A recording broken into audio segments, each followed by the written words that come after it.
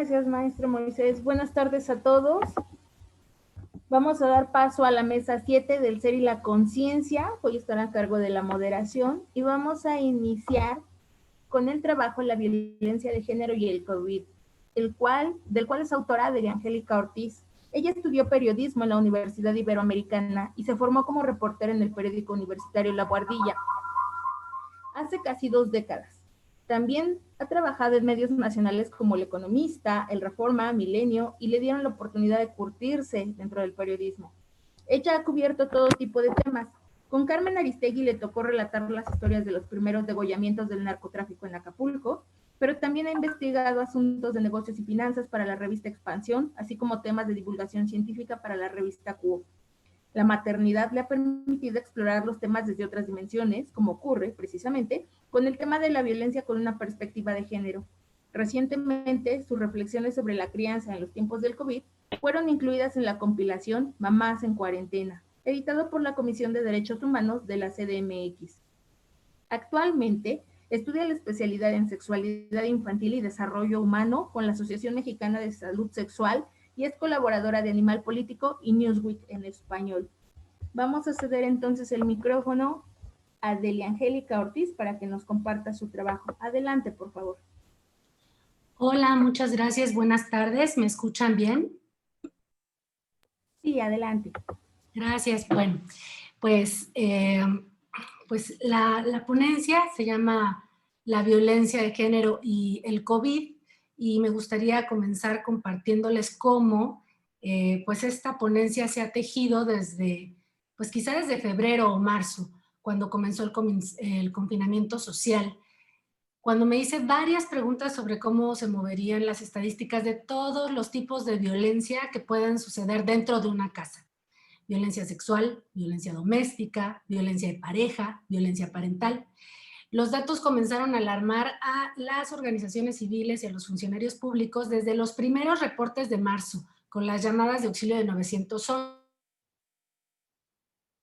Refugios para mujeres se saturaron e incluso se habilitó una línea de ayuda para hombres a punto de ejercer violencia. Me gustaría compartirles, lo voy a hacer en este momento, a ver si lo logro, las estadísticas para que ustedes las puedan ver en su pantalla. Acá están. A ver. Espero que la estén viendo en este momento. No, ¿verdad? Ya se observa. ¿Algo se ve?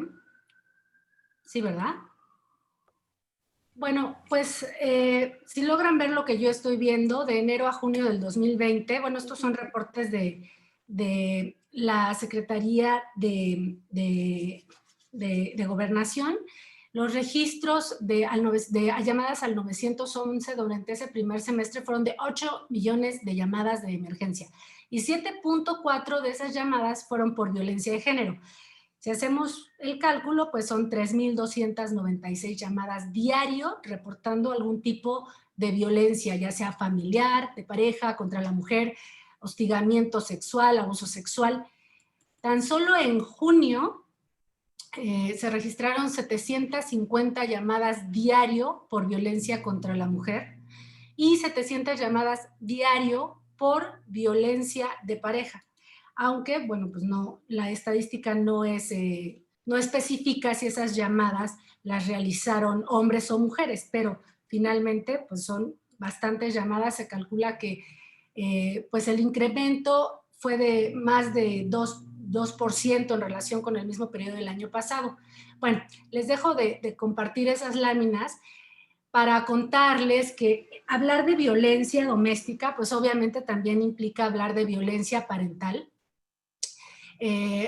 Y aquí la duda o la pregunta inevitable es quién ayuda a esos niños, ¿no? Antes del COVID, los datos del UNICEF ya eran bastante escalofriantes. La UNICEF calcula, lo reafirmó ahora durante la pandemia, que 6 de cada 10 niños mexicanos son educados a golpes, lo que se llaman métodos de disciplina violenta en el hogar. Y se calcula que 63% de los niños entre 1 y 14 años ha sufrido algún tipo de violencia en el hogar. qué tipo de violencia. Bueno, a ver, otra vez voy a compartir una lámina, espero que se vea. Ay, sí se ve, ¿verdad? Bueno, ¿qué tipo de violencia? Pues todo tipo de violencia, desde descuidos de los cuidadores, y estamos hablando de violencia que ejercen los propios padres, familiares, y estamos hablando de esto, descuidos, actos de negligencia, intimidación, pleitos, agresiones físicas y psicológicas, violencia sexual, e incluso desapariciones o muertes. Justo revisando este informe que les estoy compartiendo en la pantalla, pues sí, se calcula que de cada 10 desapariciones en México, dos eran niños, ¿no? Bueno, este tipo de violencia contra los niños es la que sucede sin contar, o sea, esto solo sucede en casa, o sea, es sin contar lo que ocurre en las escuelas, el acoso y el bullying, ¿no? Que por ahora no tenemos por el confinamiento en casa, pero la UNICEF también ha reportado que el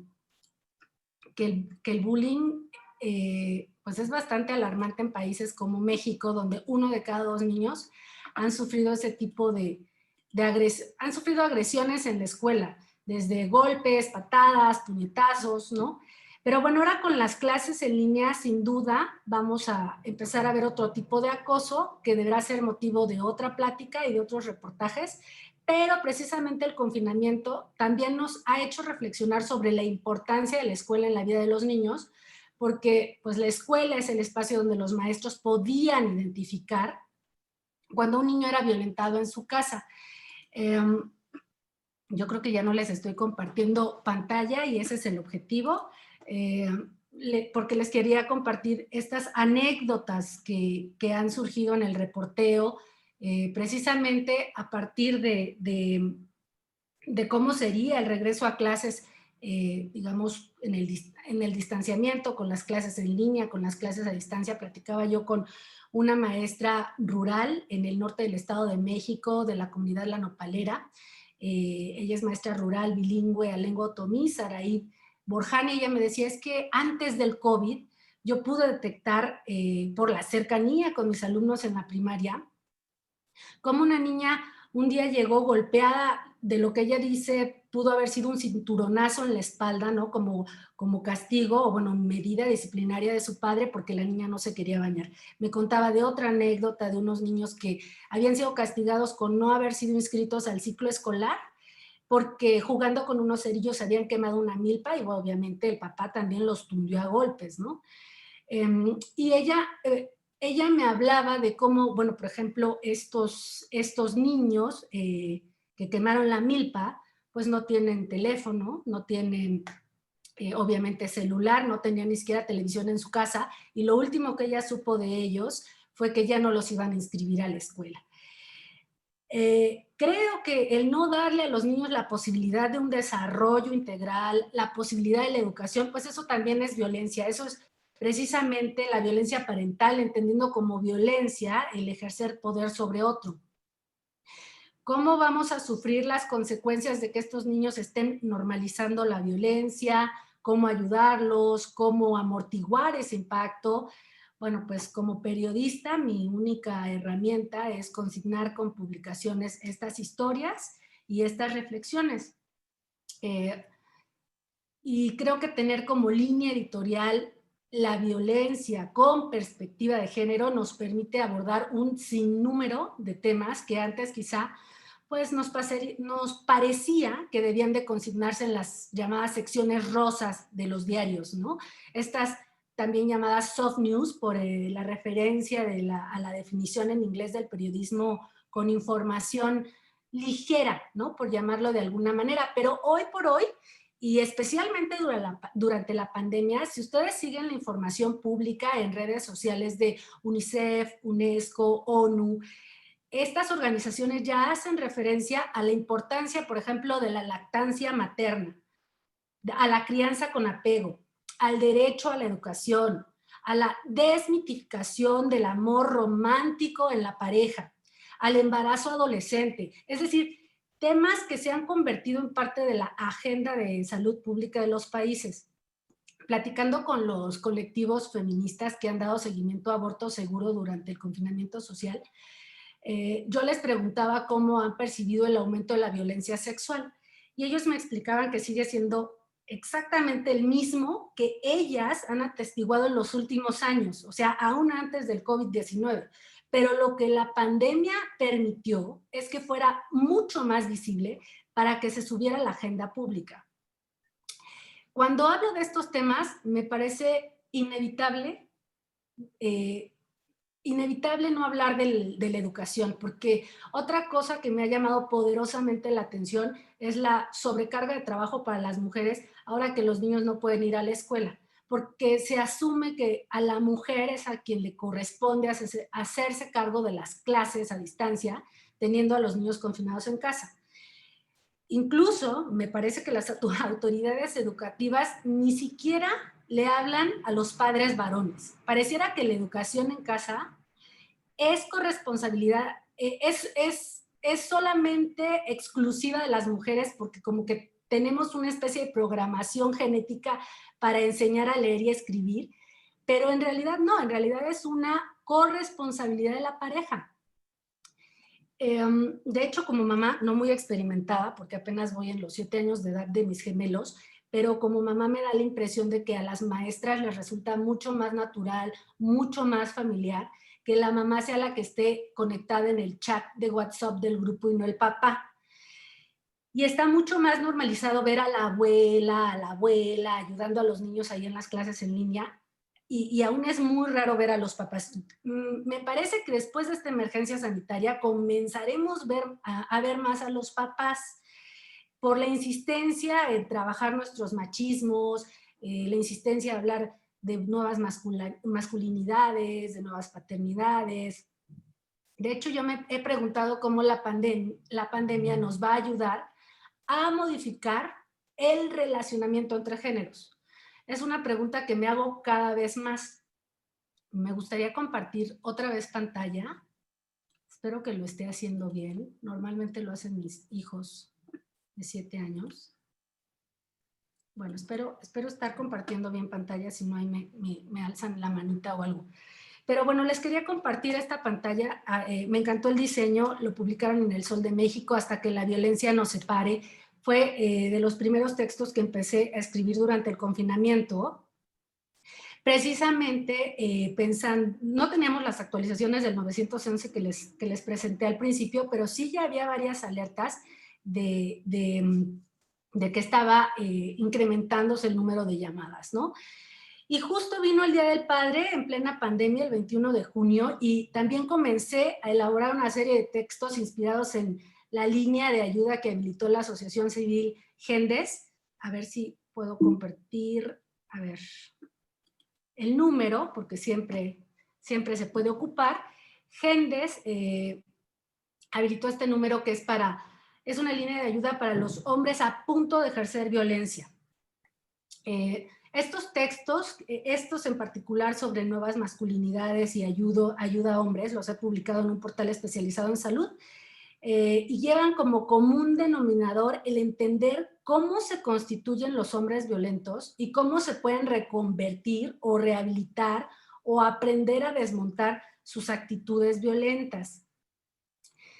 Y ahí he estado explorando editorialmente sobre los machismos que nos ha restregado en la cara la pandemia, desde aquellos que son muy machos y no se ponen el cubrebocas, hasta los otros que se niegan a contribuir con las labores domésticas. Vamos, a lo que voy es que cuando yo empecé a ver este número de reportes tan alto en el 911, el cierre de refugios, como que mi pregunta era, ¿quién ayuda al agresor? ¿No? O sea, ¿quién ayuda a estos hombres? A la línea de ayuda de Gendes, 7 de cada 10 hombres que hablan ya han ejercido violencia o están a punto de hacerlo y no saben cómo contener esas emociones frente a su pareja o frente a sus hijos. Hay hombres que perdieron el trabajo, hay hombres a quienes les redujeron el sueldo, hay otros a quienes no les alcanza ya para pagar la renta ni la despensa de la semana. Esto sumado a que los hombres pues no estaban acostumbrados a estar en el espacio doméstico y que fueron socializados para que su única emoción permitida fuera el enojo. Se habla de que el desempleo ha golpeado doblemente a las mujeres porque muchas mujeres incluso han tenido que renunciar a sus trabajos ante la imposibilidad de encontrar quién les ayude con los hijos, pero también hay que preguntarnos cómo la crisis económica ha afectado a los hombres, si se incrementarán las tasas de suicidio en hombres por la crisis económica derivada de esta crisis sanitaria, cómo los hombres también sufren violencias y desigualdades que se invisibilizan, ¿no? Estos son, sin duda, nuevos posibles textos que espero escribir muy pronto. Solo me gustaría cerrar con un dato de la Asociación Mexicana para la Salud Sexual, que en mayo realizó esta encuesta para identificar, entre otras muchas cosas, cómo los participantes percibían un incremento de la violencia de pareja durante el confinamiento. Resultó que 8% de los encuestados, tanto hombres como mujeres, percibieron que la violencia de pareja había aumentado. De hecho, encontraron que los hombres reportan mayor grado de violencia sufrida y las mujeres mayor grado de violencia ejercida. Las mujeres reportaron piropos, frases sexuales, manoseos, ataques sexuales y represalias por negarse a un acto sexual, pero me llamó poderosamente la atención un dato por ahí chiquitito al final y que es el que comparto en esta lámina, que es que los hombres también reportaron que fueron víctimas de violencia sexual, pues 11% de los encuestados varones dijo haber sido presionado por tener una relación sexual a cambio de algo frente a 7% de las mujeres. Bueno, pues a mí me gustaría cerrar con esta reflexión. Me parece que es por esto que todos debemos de trabajar nuestros machismos. Aquí ya dejo de compartir pantalla, según yo. Aquí un ejercicio rápido para todos y creo que ya estoy sobre mis 15 minutos, pero a ver, levante la mano quien piensa que un hombre no puede sentirse intimidado sexualmente. O a ver, arriba a la mano quien pensó, ay, qué chillones, pues no que los hombres solo piensan en sexo. Hay que trabajar nuestros machismos. Una psicóloga experta en atención a víctimas de violencia me decía, ninguna persona está acostumbrada a la violencia. Lo que pasa es que no podemos identificar que eso que estamos viviendo es violencia. Y creo que las reflexiones de muchas mujeres y de muchos hombres durante el confinamiento social apunta hacia identificar eso que no nos hace sentir bien. Y la violencia no se siente bien. De ahí, pues, mi invitación a hablar de violencia con perspectiva de género, pero entendiendo que hablar de perspectiva de género no es solamente hablar de las mujeres. La violencia con perspectiva de género es hablar de las relaciones que se dan entre los géneros. Y con esto cierro. Muchísimas gracias por escucharme y abierta a las preguntas al final. Gracias. Muchísimas gracias, Adelia. Me pareció interesantísimo tu trabajo. Ahorita lo vamos a complementar.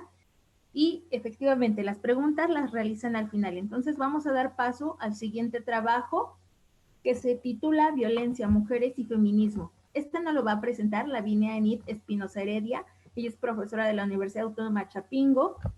Ella tiene una formación como maestra en Ciencias en Sociología Rural por la misma universidad, es licenciada en Psicología por la Universidad Autónoma del Estado de Hidalgo y se encuentra certificada por el Consejo Nacional de Normalización y Certificación de Competencias Laborales en la norma técnica de impartición de cursos de capacitación presenciales.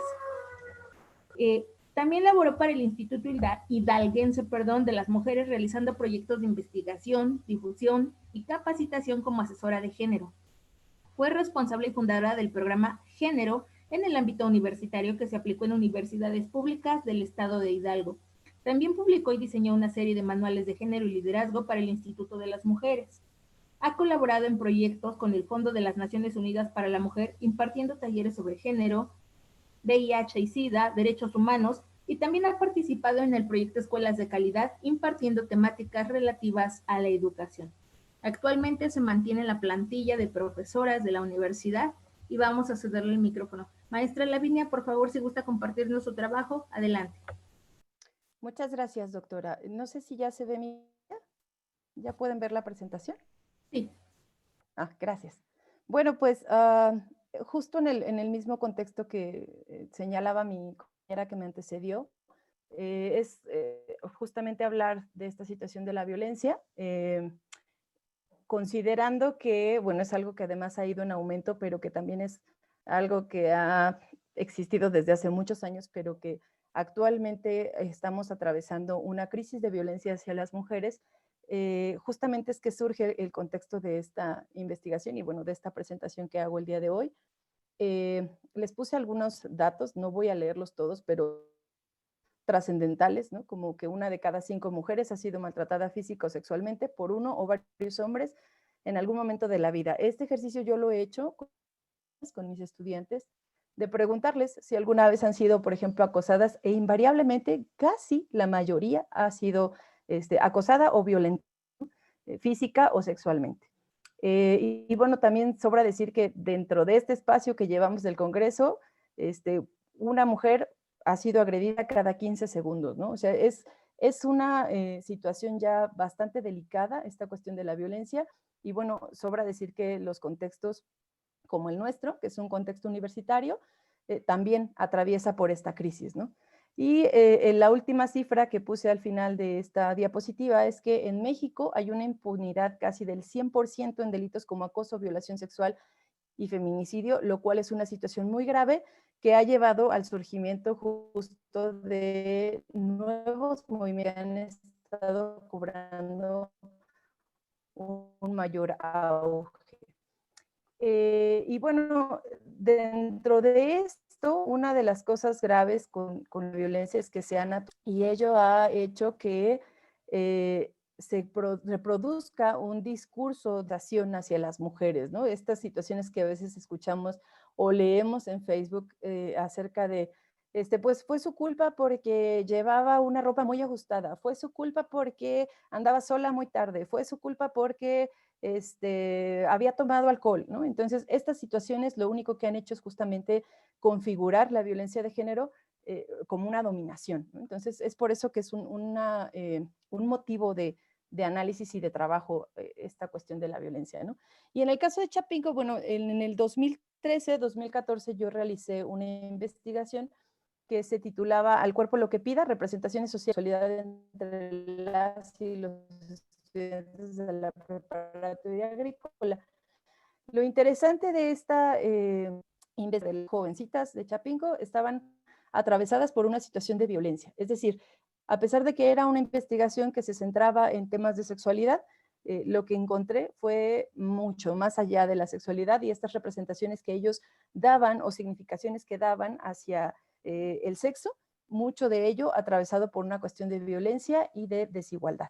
Y entonces, bueno, pues esto sentó las bases para este trabajo actual, que bueno, además es un trabajo que se ha ido ampliando todavía porque tiene muchas vertientes, como hablar de virginidad, como hablar de desigualdad y muchas situaciones que han estado ocurriendo en Chapingo.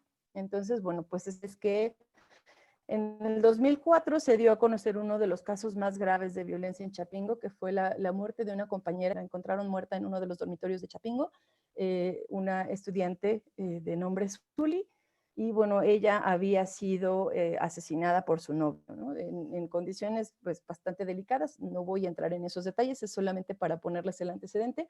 Y otro de estos antecedentes muy graves se dio el año pasado, cuando una de nuestras alumnas, Nazaret Bautista, también fue encontrada muerta en las instalaciones de la universidad, en uno de los contenedores de agua pluvial. Y bueno, fue como uno de los casos ya más sonados y que hizo el mayor boom en Chapingo para que justamente empezaran a surgir otros movimientos y que muchas de nosotras empezáramos a manifestarnos en contra de estas situaciones de violencia que se estaban intensificando. Y bueno, pues el objetivo ha sido justamente la universidad hacia las mujeres y concientizar sobre qué hacer, ¿no? Cómo se puede prevenir situaciones de violencia en la universidad. Sobra decir que es mucho trabajo, que hay mucho por hacer y que bueno, esto es algo que está todavía en pañales porque bueno, después vino la pandemia y no pudo llevarse a cabo como tal la conclusión de esta investigación. Sin embargo, bueno, es algo que he seguido trabajando y que incluso a través de redes sociales sigo recabando información para poder justamente concluir, ¿no?, esta investigación. Y bueno, aquí están algunos antecedentes teóricos acerca de la violencia y de, bueno, cómo la violencia está justamente visibilizada a través de una ley que existe, que se llama la Ley General de Acceso a las Mujeres a una Vida Libre de Violencia. en la cual pues justamente se señala de la igualdad, de la libertad, de la no discriminación. Sin embargo, son cosas que no ocurren en la realidad, ¿no? O sea, que sabemos que siguen sucediendo y que, bueno, pues se sigue ejerciendo violencia, ¿no? Y bueno, un poco para contextualizar qué es la violencia, pues implica un ejercicio de poder. Estas son algunas otras. Abarca muchos actos que tienen que ver con la discriminación, con el sometimiento, con la subordinación, con el ataque a la dignidad de las mujeres. En este caso, yo sí me estoy enfocando únicamente a las mujeres, aunque también hay que decirlo, como lo decía mi compañera que me antecedió, también existe la violencia hacia los hombres, ¿no? Que ha habido una crítica hacia por qué solo a las mujeres. Bueno, pues porque las mujeres son las que más están muriendo, ¿no? Por situaciones de violencia. Por eso es hacia las mujeres, ¿no? Bueno, tiene que ver con cualquier acto u omisión intencional, con ocasionar un daño, que ahí hay muchas, de pronto, como confusiones acerca de la violencia. Se cree que la violencia solo es física y en realidad muchas veces la violencia puede ser psicológica, puede ser simbólica, puede ser emocional. Recuerdo cuando trabajaba en el Instituto de las Mujeres, me tocó trabajar en algunas comunidades marginadas y muchas mujeres no lograban visibilizar qué era la violencia, ¿no? Pues cuando les preguntábamos sobre algunos aspectos de violencia, ellas decían no vivirla, ¿no? Decían, lo reconocían como situaciones normales y como parte de su vida matrimonial, ¿no? Generalmente. Entonces, bueno, por eso hay que decir que la violencia no solo es física, ¿no? Y bueno, en este sentido, pues lo que genera la violencia contra las mujeres tiene que ver con un comportamiento que hemos aprendido, con una situación cultural, por estas cuestiones de desequilibrios de poder, pero también mucho tiene que ver con estereotipos que están asociados hacia lo femenino, etcétera, y lo masculino como lo violento, lo fuerte, ¿no? Y estas exaltaciones justamente a los estereotipos y roles de género han provocado que se intensifiquen estas situaciones de violencia. Hay muchas otras situaciones y otra de ellas es, por ejemplo, que se tiende a culpabilizar a las mujeres, ¿no? Incluso en comentarios como, pues no sé por qué sigue ahí, seguramente porque le gusta, ¿no? Le gusta que le peguen, digo, hay a nadie a quien le guste, o esta situación de culpabilizar a las mujeres porque los hombres son violentos porque ellas los educaron, ¿no? Por eso es importante recalcar que es una cuestión y que no es nada más culpa de alguien, ¿no? Sino que forma parte de nuestra estructura y nuestro orden social. Y bueno, este es como un diagrama cuáles son las manifestaciones de la violencia y los tipos de la violencia. Todo esto está descrito en la investigación. No voy a profundizar mucho en ello porque casi que estoy segura que ustedes identifican estos ámbitos de la violencia e identifican los tipos, ¿no? Que están los que les señalaba, ¿no? La violencia psicológica, donde entra toda la parte emocional, donde entra lo simbólico, ¿no? No te pongas esto, no te pongas lo otro, ese tipo de cosas que nuestras estudiantes además viven de manera cotidiana con sus parejas, ¿no? La violencia física, la violencia sexual, la violencia económica y la violencia patrimonial.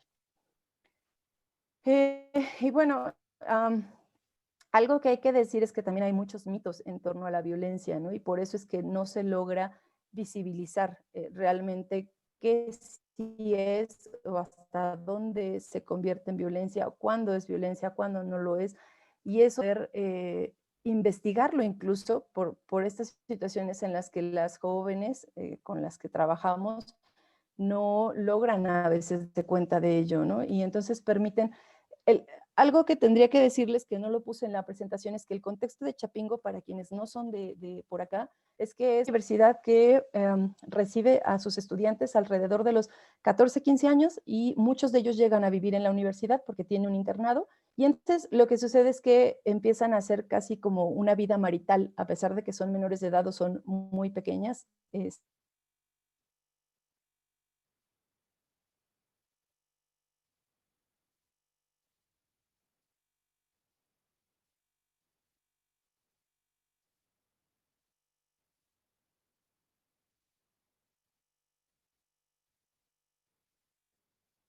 Me quedé,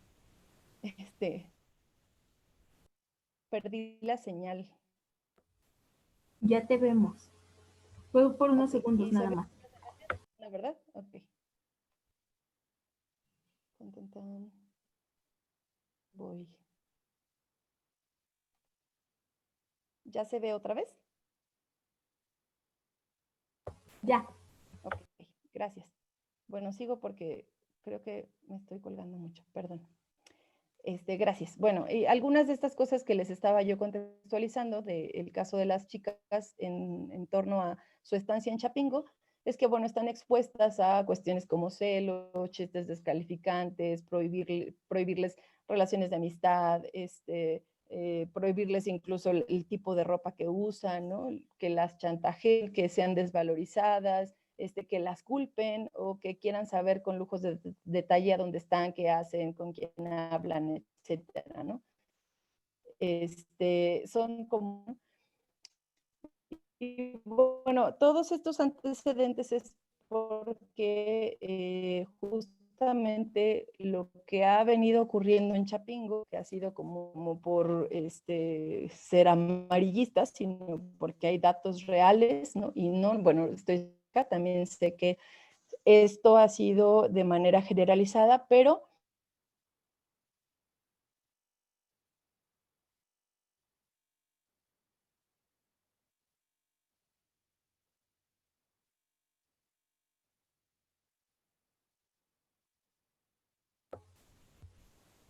Maestra Lavinia, si me escuchas, perdimos tu audio y tu imagen.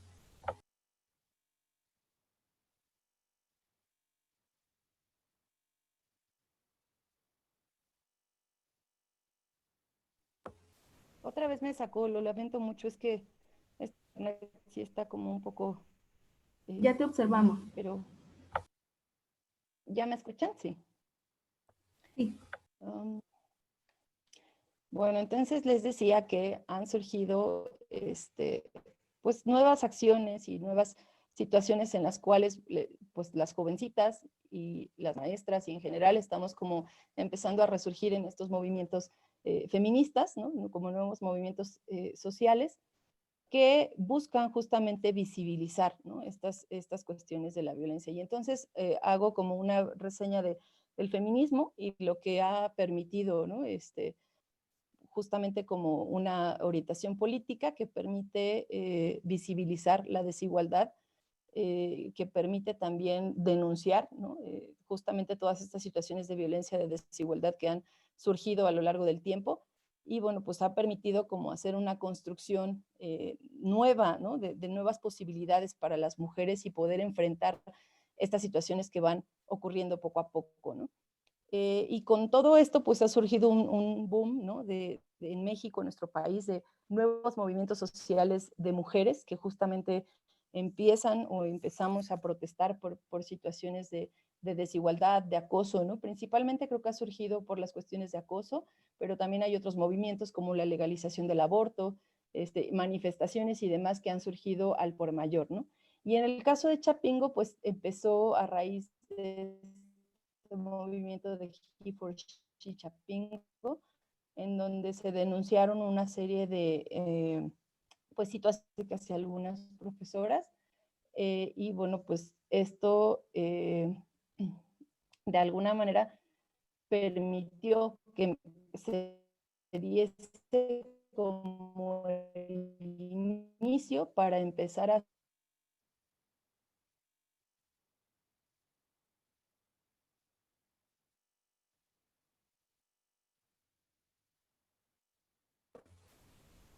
Maestra Lavinia, 5 minutos y tu imagen se pasmó y tu audio. Feminismo Chapingo, que ahora se llama Colectiva Xilonen, que justamente está formada por mujeres de Chapingo, en donde denuncian, ¿no? Los actos de violencia, en donde buscan aumentar la solidaridad entre las mujeres. Y bueno, justamente a raíz de todas estas situaciones de feminicidios, ¿no? Ellas han tomado mucho auge y han estado denunciando muchas situaciones de acoso y demás, ¿no? Y bueno, pues algunas capturas de pantalla, les decía que he estado tratando de hacer un registro como de estas situaciones de acoso y demás, y bueno, pues hay muchísimas, no puse todas, pero hay muchísimas y también hay ya muchas manifestaciones de mujeres, ¿no? Tratando de, muchos colectivos tratando de hacer algo al respecto. Dentro de ellos, pues incluso manifestaciones virtuales, ¿no? A raíz de eventos que se van dando a conocer, que ya no se quedan como callados como antes sucedía, ¿no? Y bueno, pues lo que yo considero es que es natural, ¿no? Que las demandas feministas son algo legítimo, porque hay mucha impunidad además judicial, y en México requerimos una transformación integral. Urge que se reformen los sistemas judiciales, pero urge también que se visibilice y que estas situaciones que están ocurriendo a nivel nacional se visibilicen también en nuestros entornos y en nuestros espacios de trabajo, ¿no? Como lo es en el caso de Chapingo, y que empiecen a surgir políticas internas que puedan hacer o promover estos cambios, ¿no? Y bueno, pues parte de nuestra tarea, considero, como educadoras y educadores y como sociedad, es que justamente empecemos a promover prácticas de respeto, que vayan encaminadas hacia combatir estas desigualdades entre mujeres y hombres, ¿no? Fomentar relaciones libres de violencia, educar en equidad, educar en la misma participación, ¿no? Y justamente enseñar a mujeres y hombres qué es la no violencia, qué son los derechos humanos, por qué no debes acosar a una persona, por qué no tiene nada que ver que alguien tenga vestido o use escote, ¿no? Sino es simplemente el ir entendiendo y fomentando estas relaciones en donde haya una justicia, ¿no? Y bueno, aquí puse una cita textual, que lo que quiero recalcar es justamente que hace falta que a nivel judicial se implementen políticas de prevención efectivas, lo mismo que en la educación y en nuestro espacio, como lo es Chapingo, ¿no? Que vayan dirigidas a difundir las cuestiones de igualdad de género, de derechos humanos, ¿no? De la construcción de comunidad, del trabajo comunitario, que son cosas que se han perdido, ¿no? El trabajo en equipo, etcétera, son cosas que hay que empezar a fomentar nuevamente, ¿no? Y bueno, pues algo que se ha dejado de lado es que necesitamos ser mucho más empáticas y empáticos, ¿no? Y tener una respuesta más sensible hacia las mujeres que enfrentan este tipo de situaciones y dejar de juzgar o dejar de culpabilizar a las mujeres por ello, ¿no? Más bien como tratar de encontrar qué es lo que está sucediendo en nuestra sociedad para que esto siga pasando de manera tan grave, ¿no? Y bueno, pues en general, como les decía, es algo que sigo todavía trabajando. Mi intención es recapitular todas estas expresiones que han surgido en la universidad para erradicar la violencia y también empezar a proponer estrategias, ¿no? Que ahora, bueno, tendrán que ser de manera virtual, pero proponer estrategias de concientización, de trabajo comunitario y de un enfoque de igualdad de género y derechos humanos. Y bueno, pues hasta aquí por mi parte sería todo. Y también quedo abierta a cualquier para que no nada más les pasa a los estudiantes, ¿no? Muchas gracias. Muchas gracias, maestra Lavinia. Gracias por compartirnos este punto de vista tan interesante también en esta mesa de género. Y vamos a dar paso al siguiente trabajo titulado Las interacciones sociales y su vinculación con el desarrollo emocional de los alumnos normalistas. Este trabajo es presentado por Amada Martínez Osorio y Jesús Dagoberto Gómez Saldívar de la Escuela Normal Superior de México. Adelante, por favor.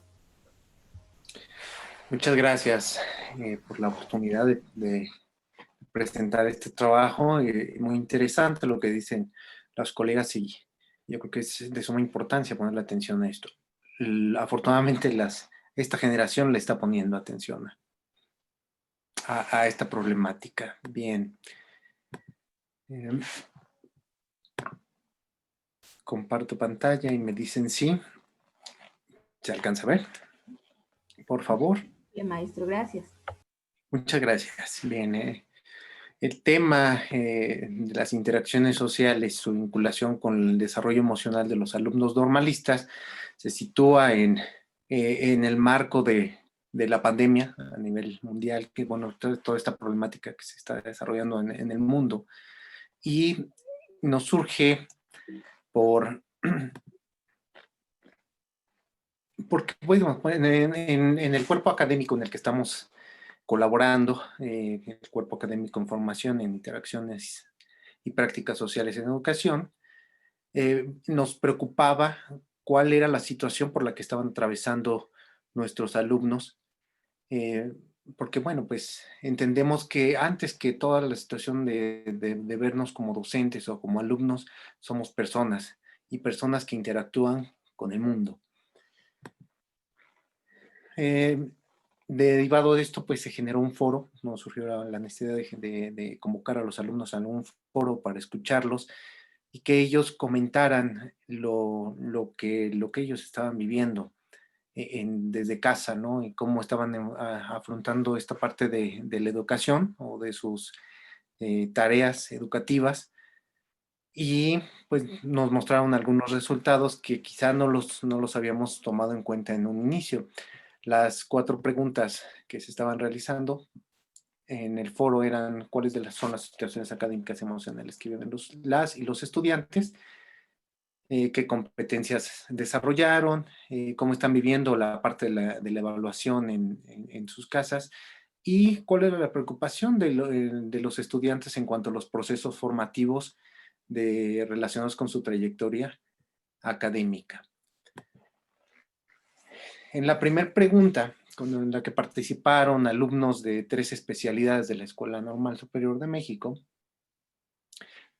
tanto de la especialidad de química, matemáticas e historia, se les preguntaba en relación a las emociones, ¿no? Si bien lo que ellos respondían no corresponden a emociones como tal, ¿sí?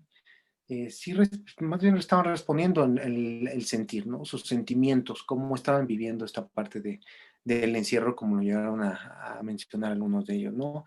Ansiedad, depresión, angustia, desencanto, enojo, empatía, estrés, asertividad, presión.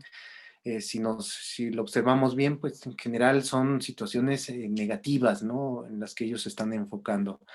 Incluso ya mencionar parte de la ansiedad, depresión, ya estamos hablando de situaciones patológicas y que requieren de atención por parte de los especialistas.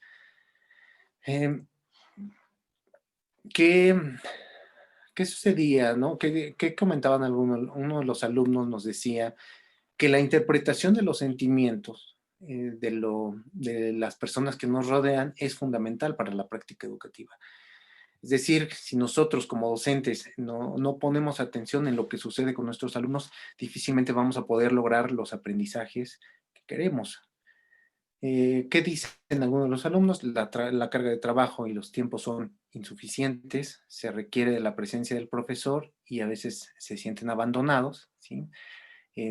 Otra de los sentires de los alumnos era que no se tomaba en cuenta de que no son los únicos en casa estudiando, ¿no? Sino que hay otras personas viviendo ahí que quizá sus padres están realizando trabajo desde casa, sus hermanos, primos, etcétera, etcétera, y que en muchas ocasiones eh, existe un solo dispositivo para el trabajo, ¿no? Y bueno, por ahí son algunas de las cosas que hoy en día se está reflejando. Perdón, se me pasó decir que este foro se realizó en el mes a principios de junio, y bueno, todavía no se tenía estructurada o las instituciones todavía no lograban estructurar una plataforma para el trabajo a distancia. Para la segunda pregunta, de qué competencias genéricas y profesionales habían desarrollado durante esta etapa, pues en general ellos se enfocaban al uso de las tecnologías de la información y la comunicación, que habían favorecido la parte de la autonomía para su propio aprendizaje y muchas habilidades de investigación. Pero independientemente de que ellos mencionaran que habían desarrollado o que habían fortalecido estas competencias, era un reclamo, ¿no? Un reclamo que se hacía de manera abierta a la falta de acompañamiento que había por parte de los docentes. En ese momento quizá muchos de ellos no conocían la situación de sus maestros, de sus maestras. Y bueno, después ya lo fueron como asimilando, ¿no? Bueno, porque pues algunos compañeros pues no tenían los recursos para abordarlo desde casa, o no lo sabían, ¿no? El conocimiento, las herramientas, o por enfermedad, ¿no? Que también impidió el que se pudiera dar este seguimiento a los alumnos. En la tercera pregunta del proceso de cómo vivían el proceso de evaluación del aprendizaje, quizá es donde ellos terminaron por expresar más cosas, ¿no? Y lo repito, es a manera de reclamo, así lo sentíamos en ese momento del foro, que era que la demora en los tiempos de respuesta por parte de los docentes era excesivo, que incluso llegaron a esperar hasta 2 meses de respuesta para la evaluación de algunos de sus trabajos, además de que se los regresaban tarde, y no existía una retroalimentación, no les decían qué podían mejorar en los trabajos que enviaban los alumnos, ¿no? Otra era que entregaban muchas actividades, lo mismo, pero no hay comentarios sobre ello, ¿no? Esta parte que es de llamar la atención, ¿no? Que en cierto momento les llegaban hasta 15 actividades de un día para otro y ellos pedían un poco de empatía por parte de los docentes, ¿no? Que nosotros tuviéramos comunicación entre nosotros para evitar que la carga de trabajo se le fuera un factor que no les permitiera continuar con sus aprendizajes. Ya los había hablado de la ausencia de los profesores, la falta del acompañamiento, no les quedaba del todo claro cuál era el avance dentro de este esquema improvisado, bueno, en ese momento improvisado, hoy ya modificado y que todavía puede ser, que es perfectible, ¿no? Otra, con lo que estaban rematando, ¿no? Yo solo entrego para pasar, es decir, ya no interesaba tanto lo que estaba aprendiendo, sino hago los trabajos con tal de salvar el semestre. Como escuela formadora de docentes, una de las preocupaciones que se tiene es la parte de la práctica, ¿no? Los alumnos están constantemente yendo a escuelas para practicar y debido al confinamiento se cancelaron las prácticas. Esta parte del proceso formativo, ellos decían que no había forma de recuperar ese aprendizaje que se tiene de manera presencial con los alumnos, la interacción que se da cara a cara con los chicos, con los adolescentes, en este caso son adolescentes que están estudiando la educación secundaria y que no hay forma, ¿no?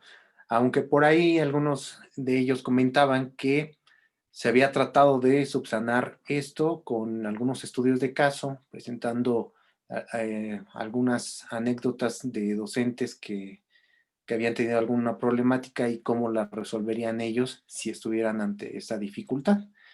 Y por otra parte, era la preocupación que decían que los chicos hasta ese momento, hasta junio, es decir, pasando la mitad de marzo, abril, mayo y principios de junio, hasta ese momento no habían tenido ningún contacto con las autoridades de la escuela.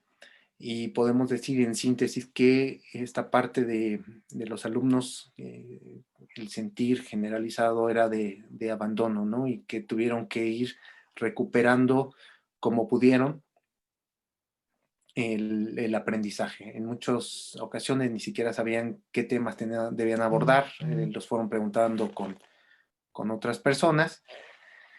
Aunque también derivado de esto, digamos que algo positivo que ellos mencionaban es que habían logrado formar círculos de estudio que les permitieron estar en contacto, además de estar en contacto con sus compañeros, pues lograr los aprendizajes que les marcaba los programas de la malla curricular. También entendían los alumnos que de cierta manera ellos también deberían de ser empáticos porque desconocían la situación por la que atravesábamos nosotros como docentes de la institución y que si bien ellos exigían que tuviéramos empatía y un poco de tolerancia respecto a los trabajos, pues que ellos también deberían de enfocarse en tener empatía y comprender lo que a nosotros nos estaba sucediendo.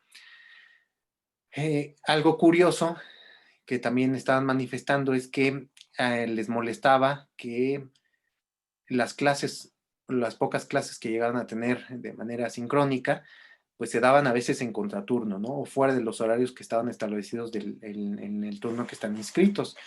Pero curiosamente también valoraban mucho a aquellos maestros que les respondían fuera de los horarios. Es decir, si no me toques mi espacio, pero quizá yo también sí puedo tocar, yo sí puedo tocar el tuyo, ¿no? Sí me voy a meter con tu tiempo.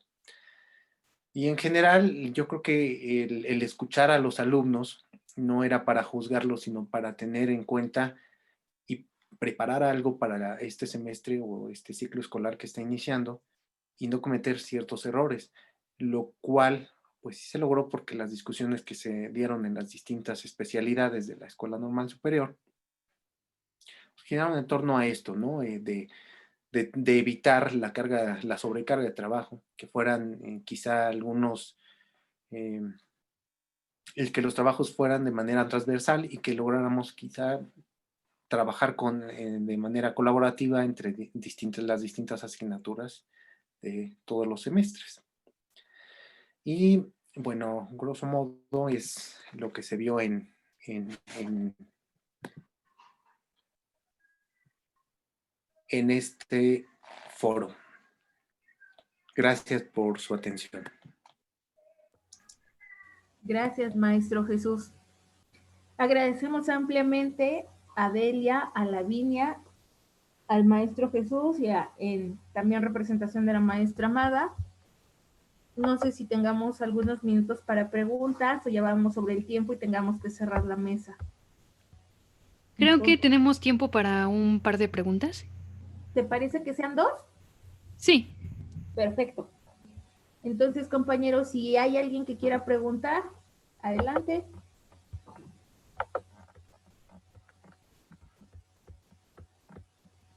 Recuerden que pueden preguntar a través del chat o levantando la mano.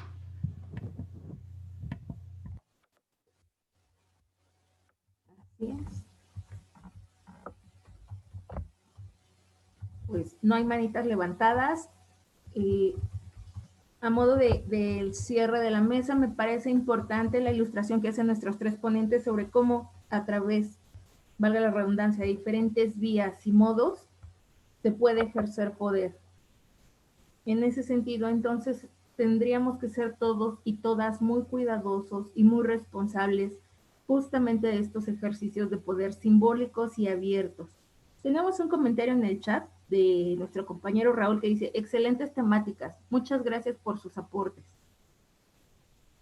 No sé si alguien más.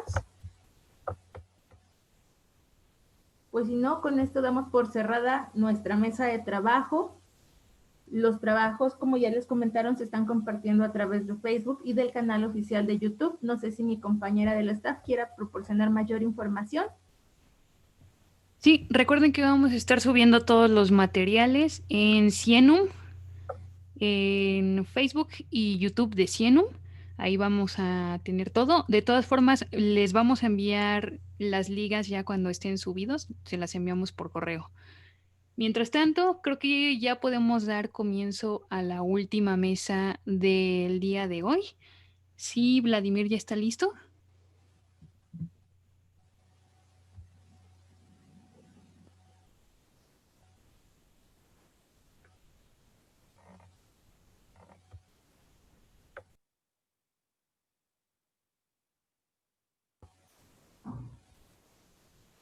Muchas gracias a nuestros ponentes, a nuestros asistentes, y si el compañero Vladimir ya está listo, puede hacer uso también del micrófono para tomar la siguiente mesa. Doctora Ishel, también muchas gracias por la moderación de la mesa. Siempre es un gusto que nos haya apoyado. Muchas gracias. Muchas gracias al comité organizador, maestra Lavi, y a usted también.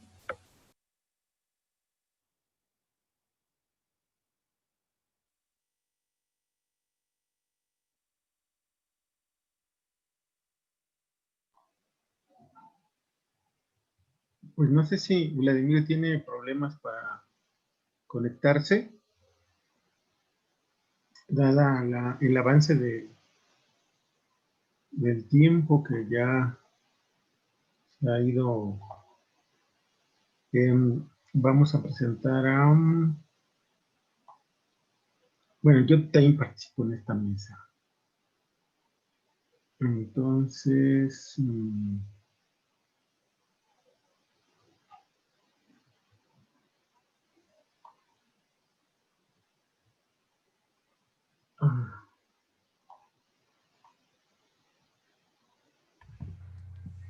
¿está? No te escuchamos, Vladi.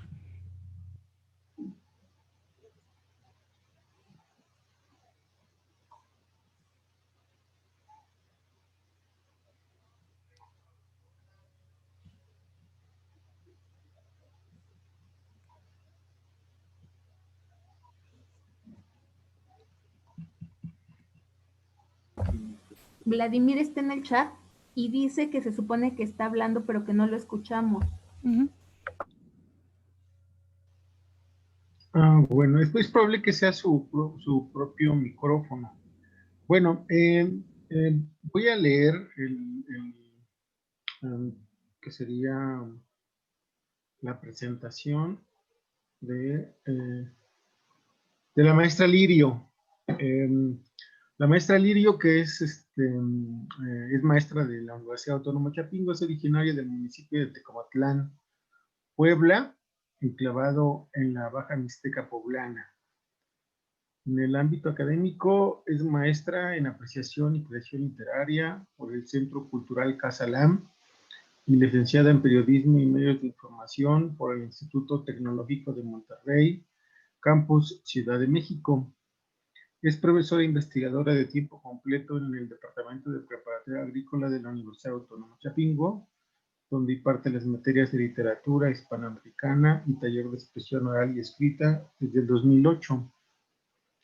Colaboró como reportera y auxiliar de edición en el periódico de circulación nacional Rumbo de México y como articulista para la revista de análisis político Buzos de la Noticia, Listos y a Fondo, en la sección Análisis y Cultura, con temas literarios. Yo creo que ya tiene su micrófono abierto la maestra Lirio. Adelante.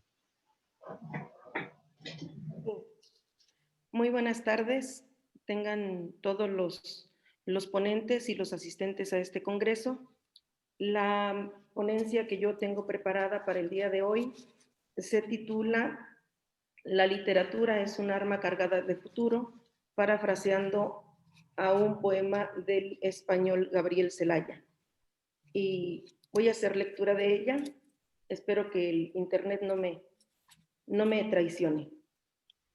Por eso, si apalean a mi hermano, con lo que tengo a mano lo defiendo.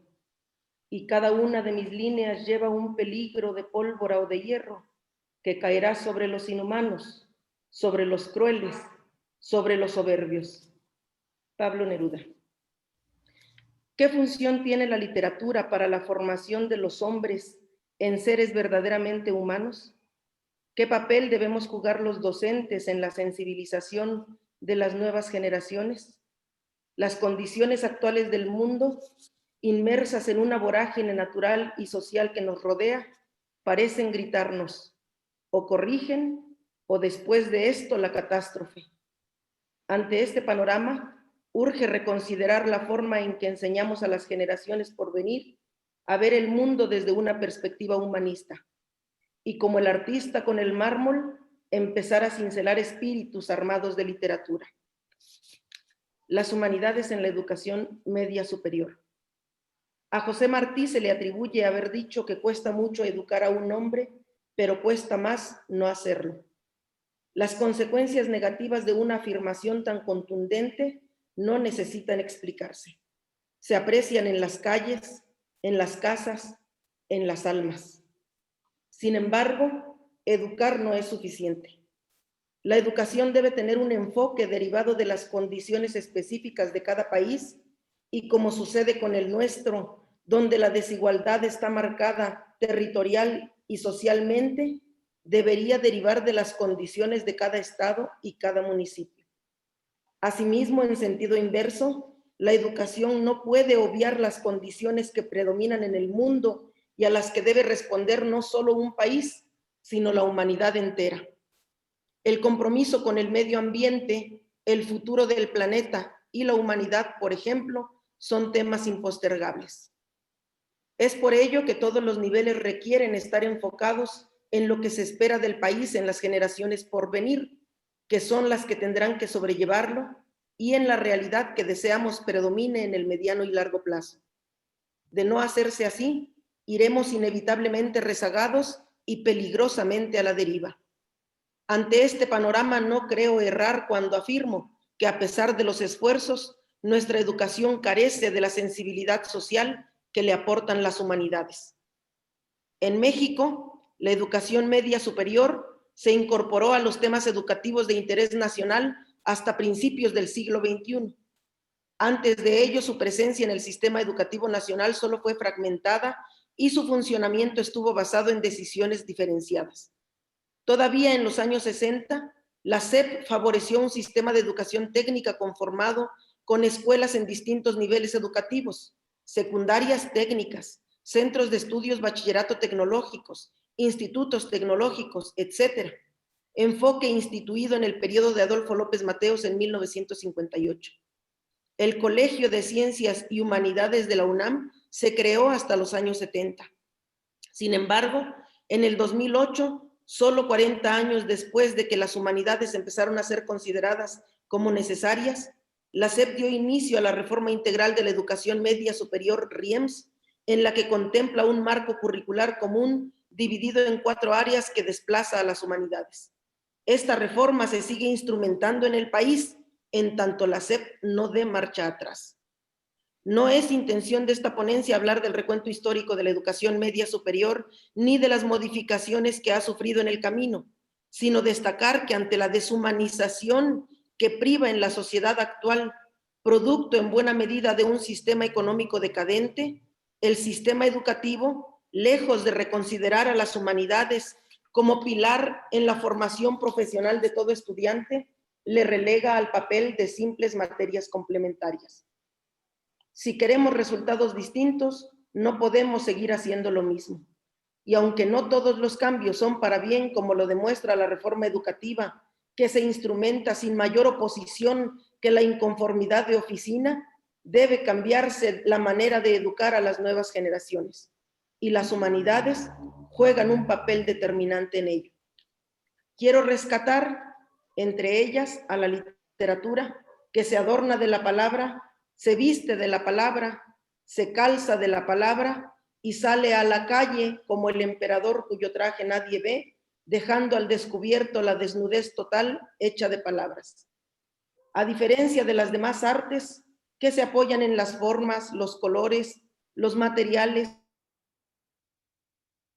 instrumentos para enaltecerse, la literatura tiene que ingeniárselas como el pobre para que la vean y la tomen en cuenta. Y si ya la literatura sufre esa grave marginación, la poesía queda entre sus géneros en franco desamparo. Lucha ella sola como el Quijote contra la ignorancia, la apatía y el prejuicio. La poesía es la expresión más sublime y bella del lenguaje. Es la portadora de las emociones de los hombres en su elaboración más compleja y abstracta. Logra condensar en gotas gramaticales las hazañas, los dolores, las esperanzas, las emociones, las tristezas y las alegrías de los hombres. Logra retratar la realidad que les rodea y proyectar la que anhelan, y con ello siembra en los futuros navegantes los deseos de mar. La importancia de la literatura para la creación del hombre nuevo. Me he desempeñado como profesora de literatura por más de 10 años y debo confesar que hay una pregunta que siempre encuentro difícil contestar con éxito a mis alumnos. ¿De qué sirve leer? No importa qué tan armada vaya de explicaciones o argumentos, siempre me quedo insatisfecha. Esta pregunta es perfectamente natural, pues el sustento del profesionista depende en buena medida de su capacidad práctica. Nuestra educación arrastra la preocupación de hacer valer el conocimiento, que para muchos es el resultado de grandes sacrificios personales y familiares, por cuánto van a ganar con tal o cual profesión y no por cuántos libros terminan. Con esto en mente, algunas veces le contesto a los jóvenes que leer los va a hacer hombres buenos. Sin embargo, se han publicado reportajes de asesinos que tenían entre sus libros de cabecera, por ejemplo, El guardián entre el centeno, o grandes dictadores que han sido, entre otras cosas, hombres letrados. Otras veces les aseguro que les enseñará la importancia de la sencillez, pero varias experiencias demuestran que muchos hombres, después de terminar carreras, maestrías y doctorados, ya solo quieren que se les hable anteponiendo el título, e ignoran o humillan a quienes fueron sus compañeros de juegos infantiles por el simple hecho de no haber podido o querido culminar su educación académica. También les he dicho que la literatura es rica en cuanto habla de la realidad y cómo enfrentar los problemas de la vida. Y entonces Harry Potter y Crepúsculo toman mis argumentos, los enrollan gentilmente y los lanzan con sus varas mágicas justo al bote de la basura. La influencia de la literatura, sin embargo, es tan fuerte que muchas veces impacta más que la historia misma.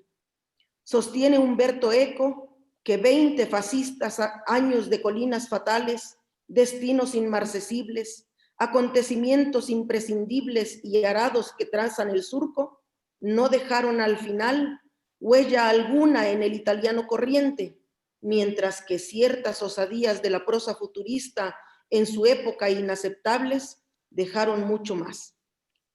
Termino entonces, vencidos mis propios intentos, señalándoles que nadie, absolutamente nadie, por más argumentos que tenga, aclararle y dimensionarle a otro, que nadie, absolutamente nadie puede, por más argumentos que tenga, aclararle y dimensionarle a otro lo que la lectura provoca o transforma a un individuo. Y entonces cierro mis intervenciones con un broche inapelable. Esa pregunta solo se responde leyendo. Evidentemente no solo leyendo, pienso para mí y agrego, se debe ser muy ingenuo para creer que agotando las aportaciones de quienes atiborran los estantes de bestsellers contemporáneos o libros de superación personal, podrá extraer lo mejor de la lectura.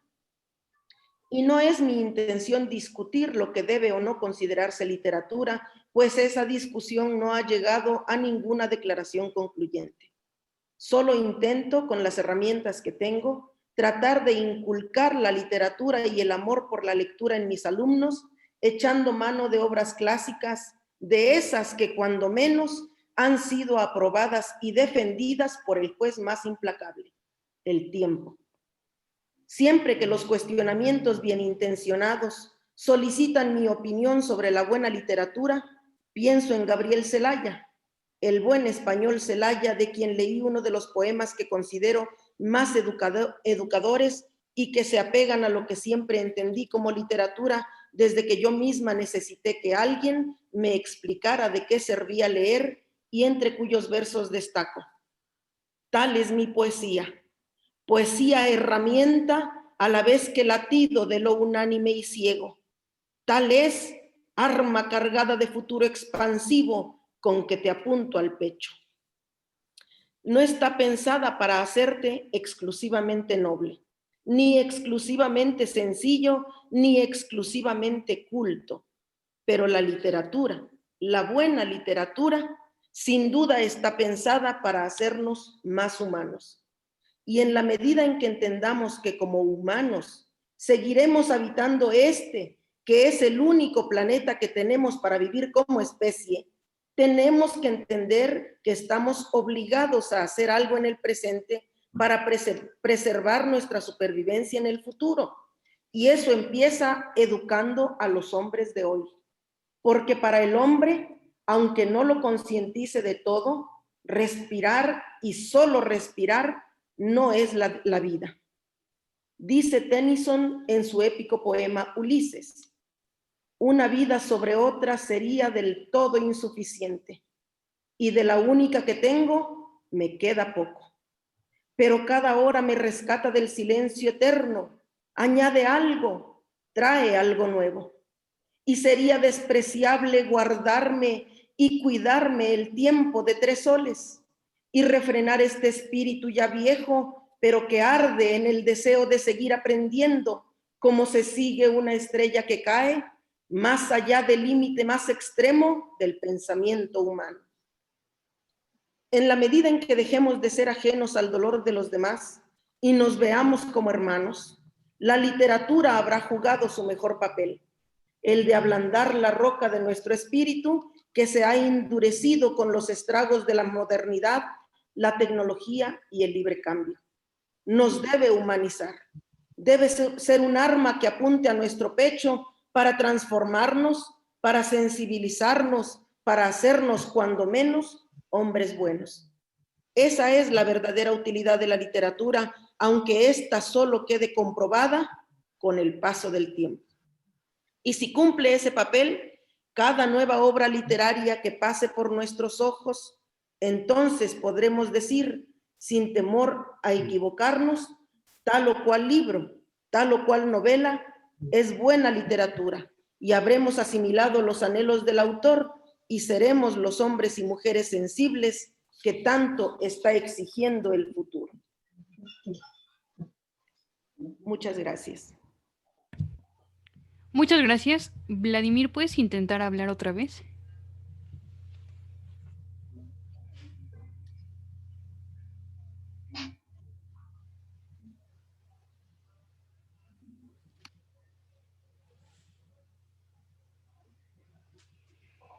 Creo que seguimos sin escucharte. Bueno, mientras Vladi intenta arreglar los problemas con su micrófono, continuemos con la siguiente ponencia. Esta está a cargo de la maestra Refugio Bautista. Ella es licenciada en Historia de México. Es maestro. Perdón, Es maestro. maestro. Uh-huh. Sí. Licenciado. ¿Está en la sala? Pregunta.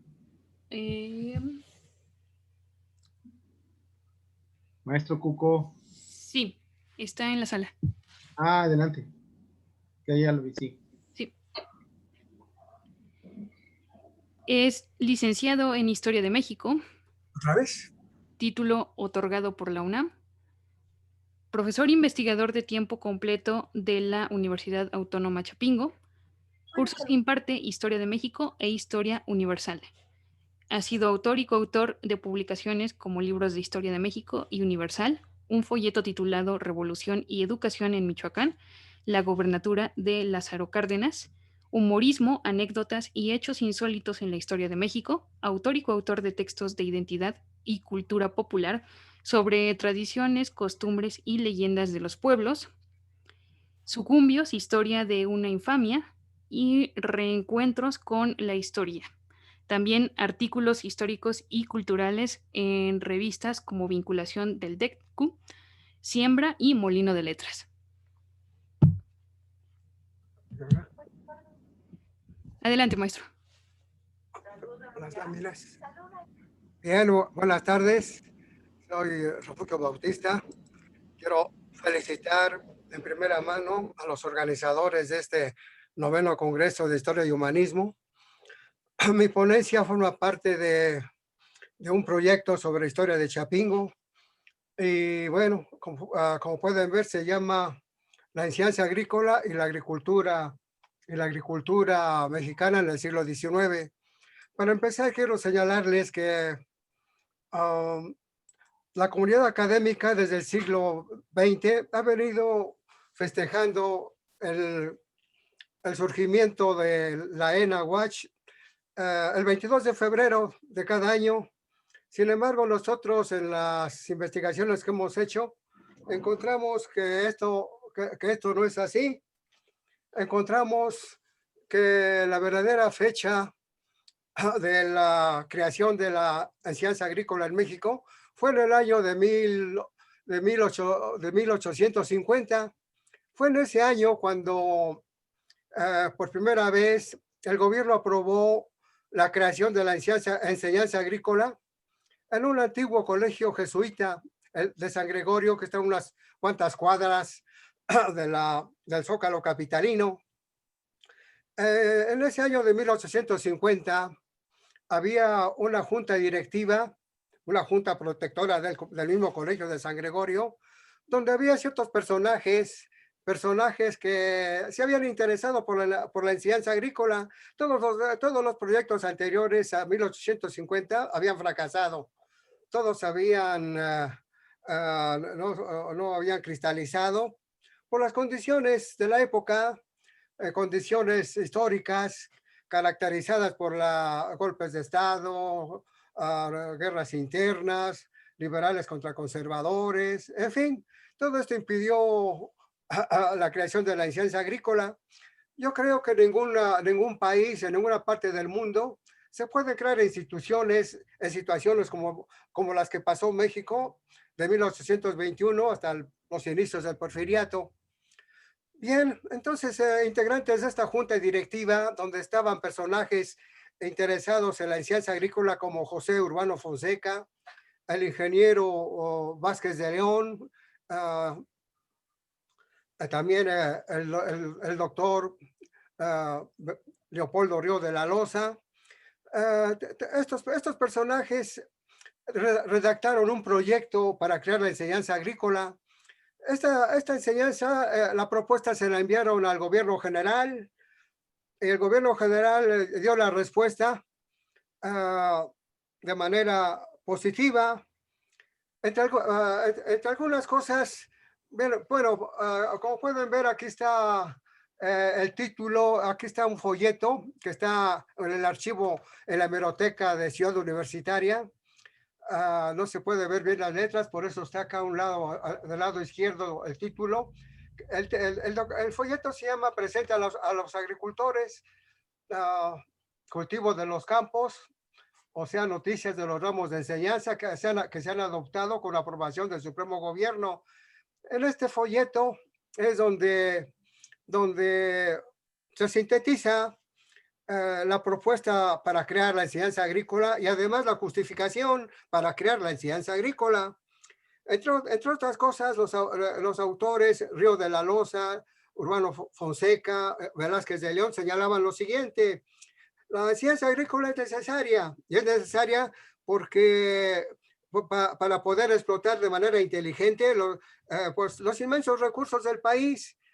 Ya se había reducido nuestro país a la mitad por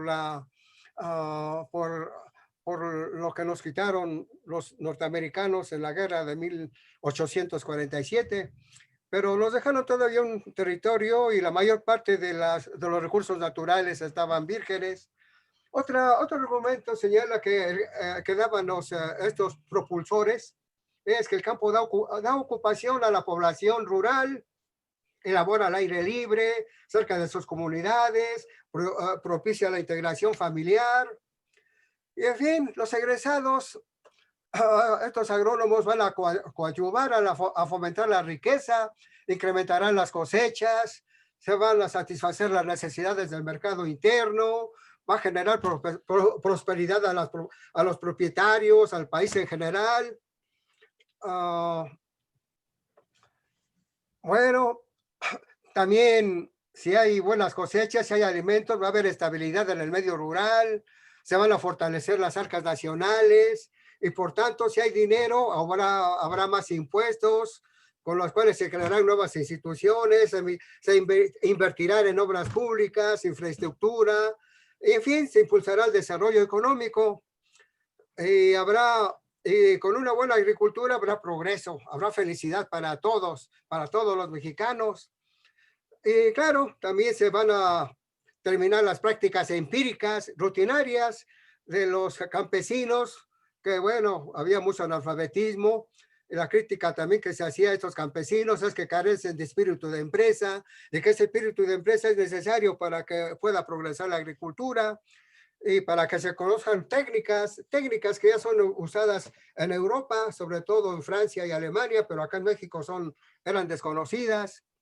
Hay un discurso de Leopoldo Río de la Loza, que por cierto fue el primer director de la Escuela Nacional de Agricultura en 1856, lo tenemos aquí a la izquierda. Este discurso, él era maestro de química agrícola, química aplicada a la agricultura. Los cursos anuales terminaban en el mes de noviembre, y en el mes de noviembre dio un discurso en los cuales también se refirió a la utilidad de la agricultura. Él decía en ese discurso de 1852 que la fertilidad o la esterilidad de las tierras dependen de la protección o del olvido gubernamental de la agricultura. Y entre otras cosas también decía que la agricultura garantiza la riqueza de la nación. Y otra vez dice que también hace la felicidad del género humano. Y también da seguridad y provee alimento a la gente. y también es un eficaz medio que alivia sus dolencias. Se refiere a las hierbas medicinales, o sea, también nos da ese objetivo, esa utilidad de la agricultura. Bueno, si hay abundantes cosechas, también estas cosechas abundantes nos pueden relacionar con el mundo a través de la exportación de productos. Y claro, si hay también una agricultura próspera, pues también se mejoran las vías de comunicación, permite un buen sistema tributario. Y si hay un buen sistema tributario, se mejora el ejército, hay mejor defensa del Estado, habrá paz, se fortalece la independencia. Ya, bueno, otra ventaja que señala Río de la Loza en su discurso citado es que los capitales comerciales no emigran al extranjero como sí lo hacen los capitales agrícolas, no emigran como sí lo hacen los comerciales y los capitales industriales. Y bueno, sintetizando, la ciencia agrícola sienta las bases de la prosperidad del país. Vuelvo a decir que es un discurso de 1852. Aquí, claro, en las clases de la ciencia agrícola pues hay materias como física, biología, otras materias relacionadas con la agronomía, zootecnia, en fin. Y con estos, pues también los alumnos aprenden estas ciencias que también hacen falta a este tipo de científicos. Y bueno, los alumnos aprenderán conocimientos prácticos para explotar las riquezas vírgenes que todavía hay en el país. Estamos hablando de 1850-52. La agricultura es una profesión noble, decía Río de la Loza, porque proporciona alimentos a la sociedad y abastece de materias primas a la industria. Si hay alimentos, hay paz y gobernabilidad. Si hay hambre, hay inestabilidad, tanto en el campo como en la ciudad. Y otra vez, bueno, es repetitivo, según que ha sido protegida o desdeñada, honrada o despreciada, pero siempre que las naciones han tomado empeño en que florezca, han adquirido tal grado de poder que nadie se ha atrevido a medir con ella sus fuerzas. Está entrecomillado porque es frase de Leopoldo Río de la Loza. Finalmente, el gobierno sacó un decreto, una circular, el 17 de abril de 1850, donde estableciendo la ciencia agrícola en el Colegio de San Gregorio. Se aprobó por el presidente de la República para iniciar esta carrera y ya hace una invitación a los jóvenes porque ya hay una escuela donde pueden aprender este tipo de conocimientos. El decreto termina con Dios y libertad y está fechado el 17 de abril de 1850.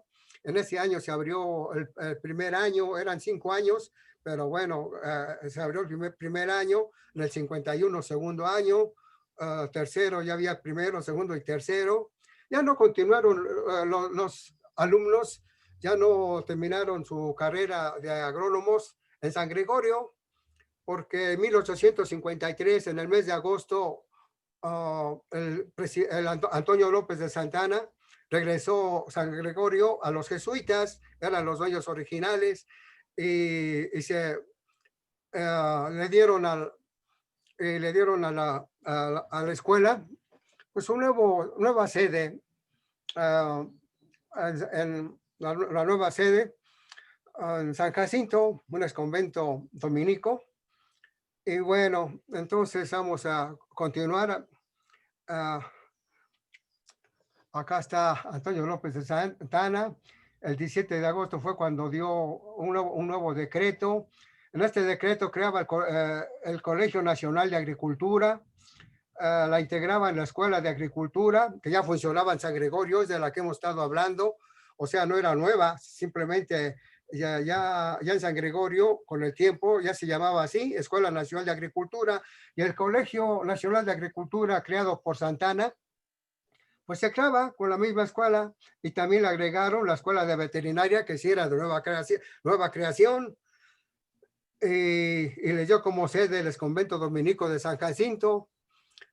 Y oye, hay una fecha que dice que tomaron posesión el 22 de febrero de 1854.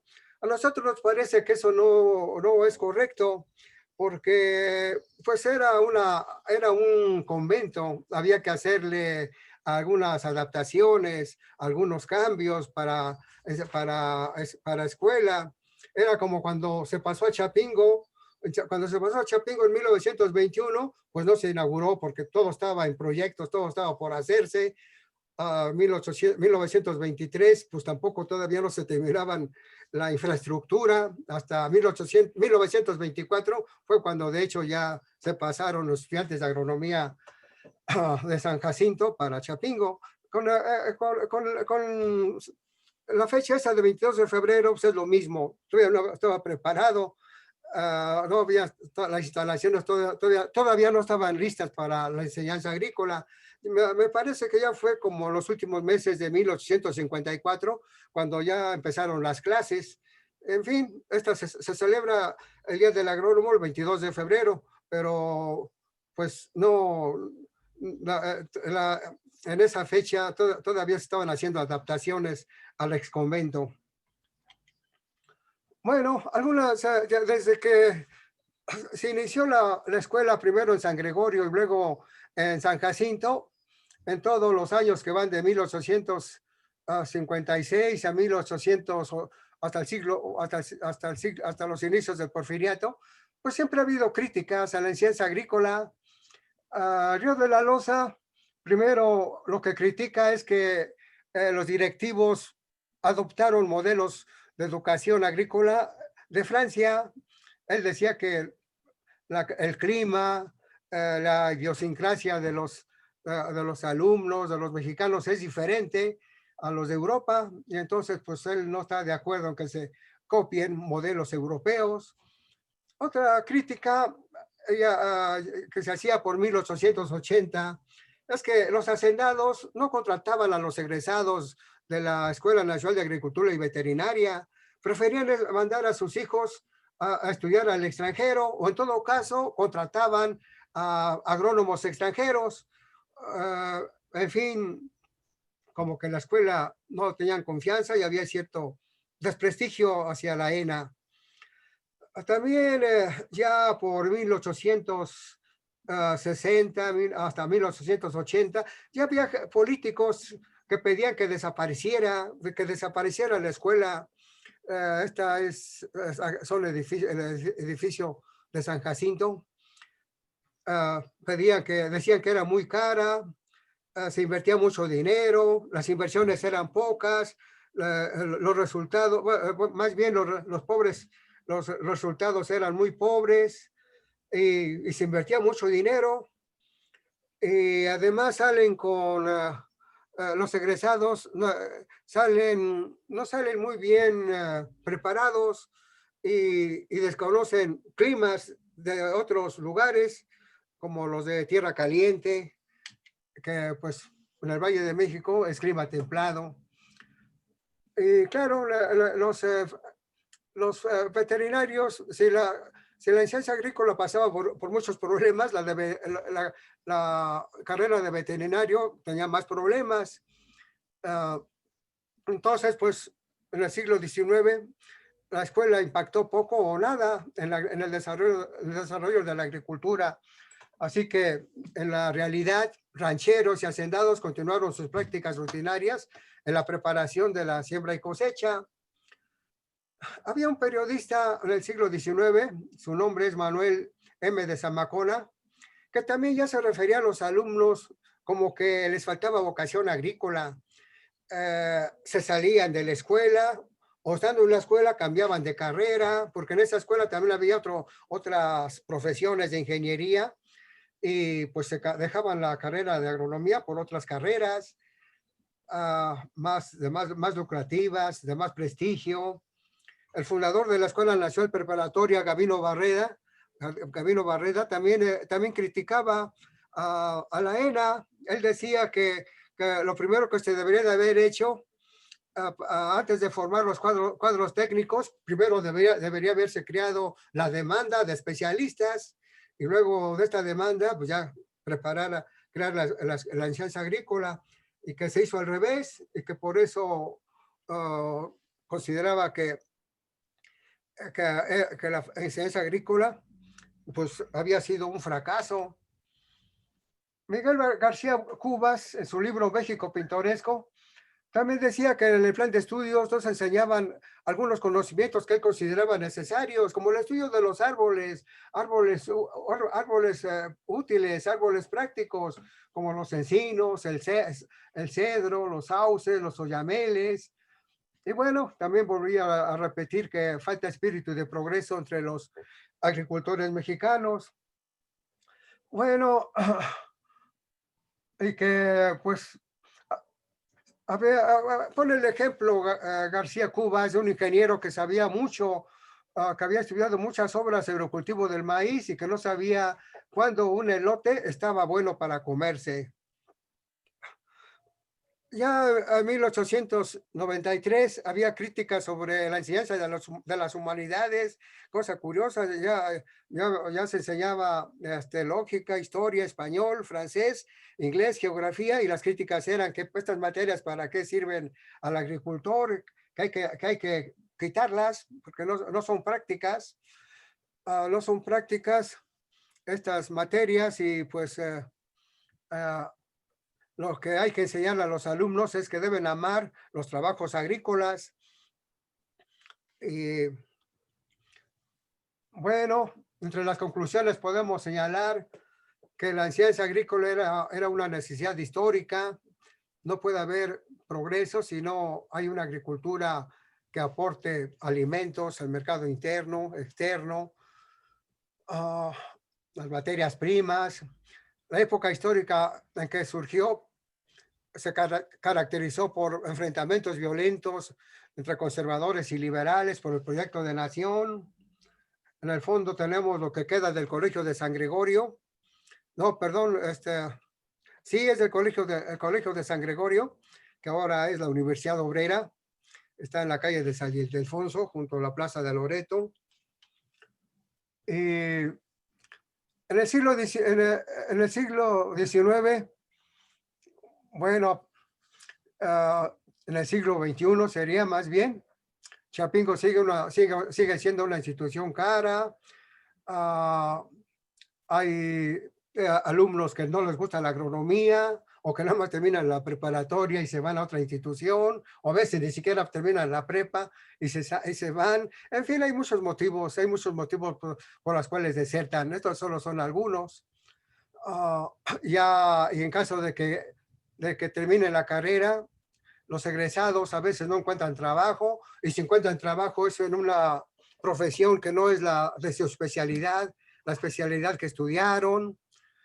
Lo que señalé de lo que decían los impulsores de la enseñanza agrícola en 1850 y 52, se vuelve a repetir en términos más o menos en la ley que crea la Universidad Autónoma Chapingo, el 30 de diciembre de 1974, donde se habla de la formación de estudiantes críticos, nacionalistas, democráticos, con juicio crítico. Y bueno, también estos argumentos, más o menos en mayor o menor medida, se repiten en el estatuto de 1978, donde se vuelve a hablar de que los estudiantes deben tener juicio crítico, democrático, nacionalista, debe ser una escuela popular, pero al igual que los argumentos de 1850, pues han quedado en los buenos deseos, han quedado como proyectos para el futuro, porque en la realidad, pues sigue habiendo muchos problemas en la actual Universidad Autónoma Chapingo, heredera de la Escuela Nacional de Agricultura.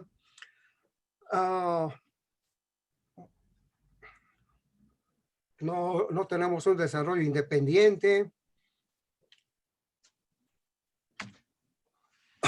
Voy a leer esto porque me parece que es una de las aportaciones que da Leopoldo Ríos de la Loza como una solución a los problemas de la enseñanza agrícola, que dice: A lo largo de su historia han egresado de la ENAWACH miles de agrónomos. Ellos han aportado conocimientos y tecnología a los productores, formado nuevos maestros. Sin embargo, la dependencia alimentaria se mantiene hasta nuestros días y la crisis del campo se ha extendido como una constante histórica hasta el siglo XXI. La respuesta o el fracaso al fracaso de la enseñanza agrícola en el siglo XXI la da el propio doctor Leopoldo Río de la Loza, que en su discurso de 1852 afirmó: el bienestar o decadencia de la agricultura depende de políticas de Estado. Y aquí está la clave. A partir del año de 1982, con el gobierno de Miguel de la Madrid, se inicia la etapa neoliberal. Y en esta etapa neoliberal se ha favorecido a la agricultura empresarial, la agricultura capitalista de exportación, la pequeña propiedad agrícola, la propiedad ejidal, las tierras de comuneros, han sido marginados de las políticas estatales, y al ser marginados de las políticas estatales, las consecuencias son emigración y pobreza en el medio rural, bajos salarios. Pues estas son las conclusiones y lo que podría ser la solución a la enseñanza agrícola y al desarrollo de la agricultura, que el Estado vuelva a ayudar como en el desarrollo estabilizador a los pequeños propietarios, a los ejidatarios, a los comuneros, pero hasta ahora no ha sido así.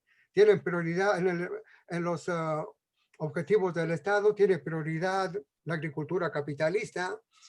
Es uno de los problemas que han permitido que el país siga exportando año con año toneladas de maíz, frijol, trigo, que la agricultura mexicana no puede satisfacer. Y pues por mi parte, pues eso es todo. Gracias por su atención. Gracias a los organizadores del 9º Congreso de la Historia de Humanidades y Cultura 2020.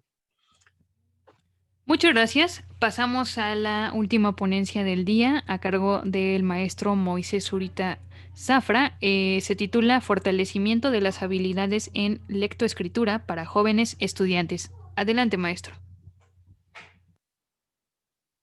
Sí, hola, buenas tardes. Bueno, espero que se vea. Sí, se ve.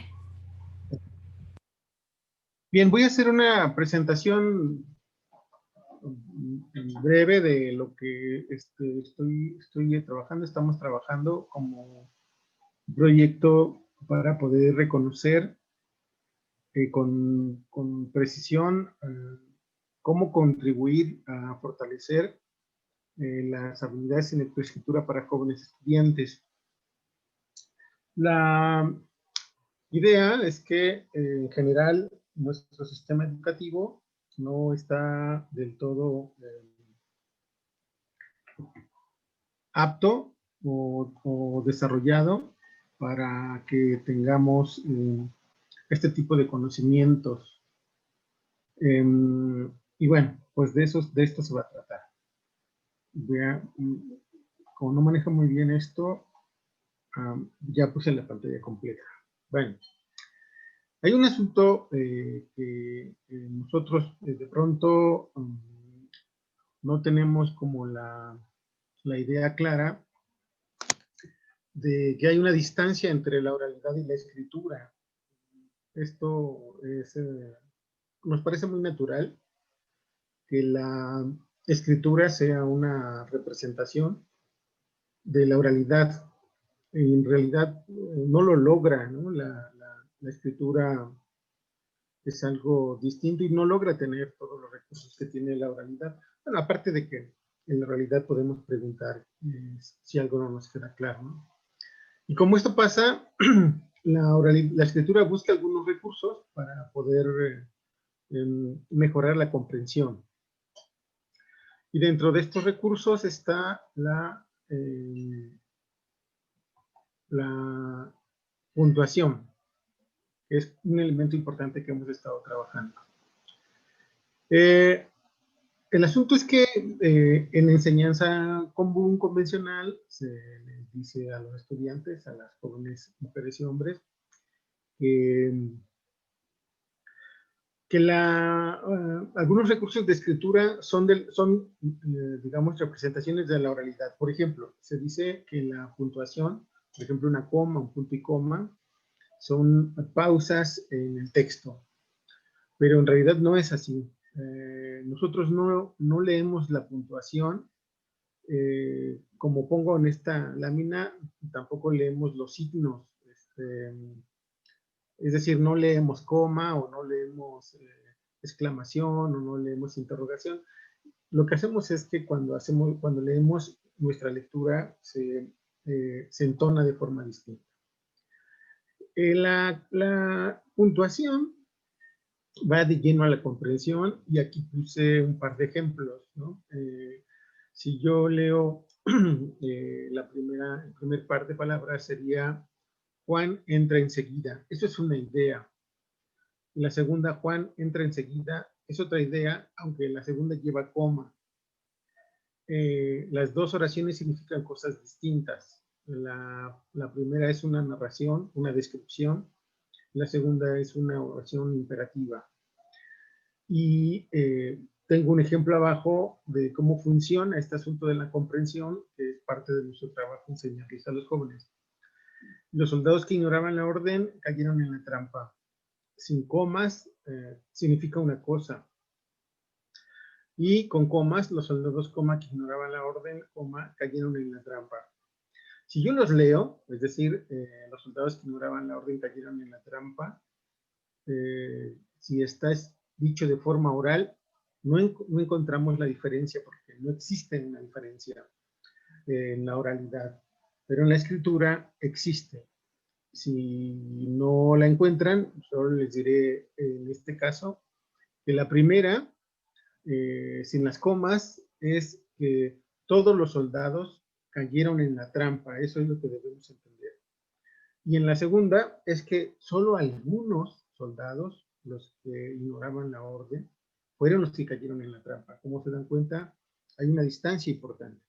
Bueno, en este proceso les preguntamos, hicimos una encuesta para los jóvenes estudiantes de Chapingo y les voy a mostrar unas láminas, unas pocas láminas para que vean cómo hemos ido avanzando con esta encuesta y hacia dónde podemos como fortalecer este trabajo de enseñanza en habilidades de lectoescritura.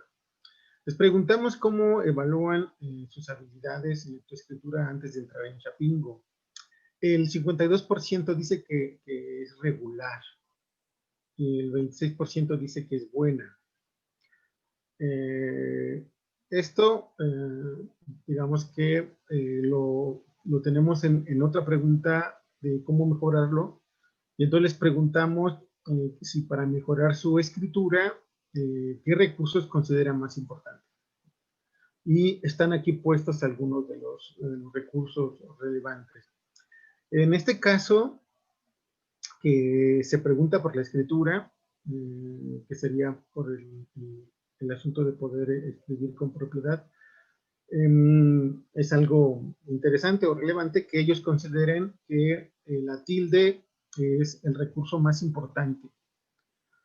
Pero es significativo que en segundo lugar esté la puntuación con un 34%. Y bueno, las demás están ahí distribuidas. Les preguntamos también si han tenido problemas para comunicarse con amigos y familiares por no escribir bien. Esto también digamos, en la nueva forma de comunicarnos, que en muchos casos hemos estado en cuarentena y entonces mucha de nuestra comunicación es escrita, ¿no?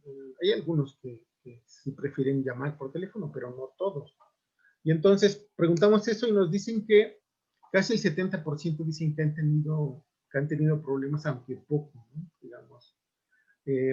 Aunque hay digamos, un 8.7% que dice que sí ha tenido problemas por no escribir con propiedad. Otra pregunta que les hicimos es esta. para mejorar su comprensión lectora, ¿qué recursos considera más importantes?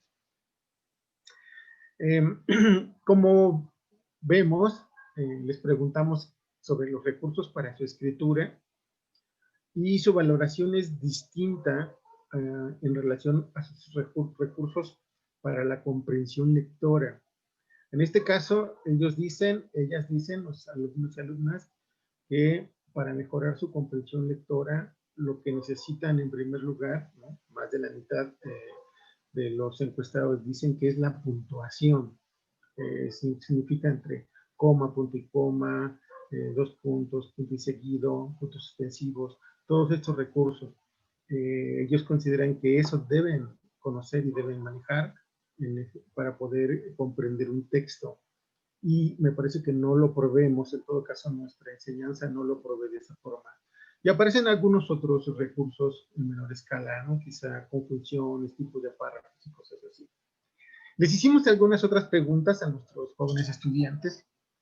Les preguntábamos sobre si consideran que es importante escribir bien, por ejemplo. Y entonces la mayoría dice que sí, ¿no? Sin su carrera universitaria. Les preguntamos también qué tan importante consideran para su carrera universitaria leer literatura en esta encuesta, y también un alto porcentaje decía que era muy importante, ¿no? Bueno, ese es un pequeño avance de lo que hemos estado haciendo en cuanto a este tema como aportes para poder contribuir en mejorar las habilidades en la escritura de nuestros estudiantes. Muchas gracias. Yo creo que aquí terminamos porque fue muy largo el día. Pues gracias por su atención. Muchas gracias. También agradecemos a todos los ponentes del día de hoy y a los asistentes. Recuerden que mañana empezamos a las 10:30. Es la misma liga y la misma contraseña para entrar. Muchísimas gracias. Ya no nos queda tiempo para las preguntas, pero les agradezco mucho su atención y nos escuchamos mañana.